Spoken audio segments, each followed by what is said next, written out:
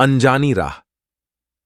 एक छोटे से गांव में रहने वाले रामनाथ का जीवन बहुत ही साधारण था। वह रोजाना सुबह से शाम तक काम करता और रात को अपने घर में वापस आता। एक दिन गांव से थोड़ी दूरी पर एक जंगल था जिसमें रामनाथ कभी नहीं गया था।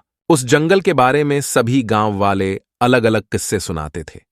वहां कहीं जंगल की गहराई में छिपी हुई अनजानी राहें थीं, जिनके बारे में बड़ी ही संजीवनी बातें सुनने को मिलती थीं। एक बार रामनाथ ने सोचा कि उसे भी वह अनजानी राहें देखनी चाहिए। वह जंगल की ओर अपने कदम बढ़ाता हुआ चल पड़ा। सुनसान राहों में उसका हृदय बेचैनी से धड़क रहा था। रामनाथ ने अपनी चलने की गति को धीरे धीरे बढ़ाया। जैसे ही वह एक पुरानी मंदिर के पास पहुंचा, वहां से एक अजीब सी आवाज सुनाई दी। आवाज गहरी ध्वनि में। कौन है वह? रामनाथ का मन घबराया, लेकिन उसने अपने धैर्य को बरकरार रखते हुए आगे बढ़ा। थोड़ी दूरी पर एक बड़ा पेड़ था, जिसके नीचे एक छोटी सी गुफा दिखाई दी।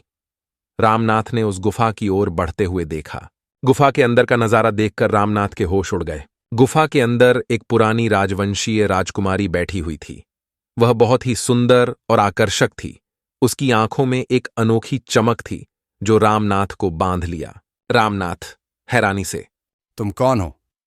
नर्म आवाज में। मैं एक प्राचीन राजकुमारी हूँ। इस गुफा में मेरा वस्त्र हरण है, जिसके बिना मैं इस गुफा से नहीं निकल सकती। रामनाथ के दिल में उस राजकुमारी के प्रति एक अद्वितीय आकर्षण उत्पन्न हुआ। वह उसके पास जाने के लिए तैयार था, लेकिन फिर एक सवाल उसके मन में उठा। लेकिन गांव वालों के बारे में तो तुम्हें कुछ भी पता नहीं है। मेरे यहाँ आने के बाद से सब कुछ बदल गया है। तुम्हारा गांव कहाँ है? रामनाथ ने राजकुमारी से अपने गांव के बारे में सब कुछ बताया। उसने फिर उससे वादा किया कि वह उसके वस्त्र हरण को वापस लाएगा। राजकुमारी ने उसे गले लगा लिया। हाँ, मैं वादा करता हूं। रामनाथ ने राजकुमारी को अपनी बाहों में उठाया और उसके वस्त्र हरण को भी साथ लिया। जैसे ही वह गुफा से बाहर निकला तो उसे एक अद्वितीय चमकती द्वार मिली। रामनाथ ने द्वार को खोला और उसके सामने एक नया दृश्य उसको मंत्रमुग्ध कर दिया। वह द्वार रामनाथ के गांव के बाहर ही खुला, जहां राजकुमारी का गांव था। रामनाथ ने राजकुमारी को उसके गांव तक पहुंचाया, जहां उसके सारे गांव वाले हर्षोल्लास से उसका स्वागत करते थे।